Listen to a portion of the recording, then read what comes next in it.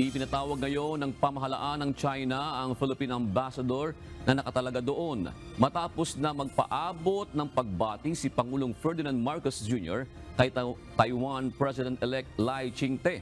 Nais ng Chinese government na pagpaliwanagi ng Pilipinas hinggil sa naging pagbati ni PBBM sa bagong halal na presidente ng Taiwan. Ayon kay Chinese Foreign Ministry spokesperson Mao Ning, labis nilang ikinadismaya at tinututulan ang ginawa ng presidente ng Pilipinas.